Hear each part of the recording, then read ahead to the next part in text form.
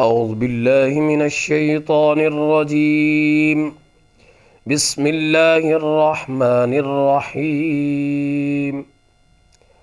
أفحسبتم أنما خلقناكم عبثا وأنكم إلينا لا ترجعون فتعالى الله الملك الحق لا إله إلا هو رب العرش الكريم.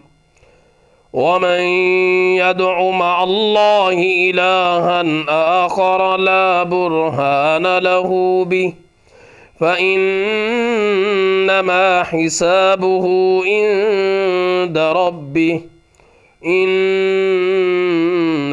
لا يفلح الكافرون. وقل رب اغفر وارحم وأنت خير الراحمين.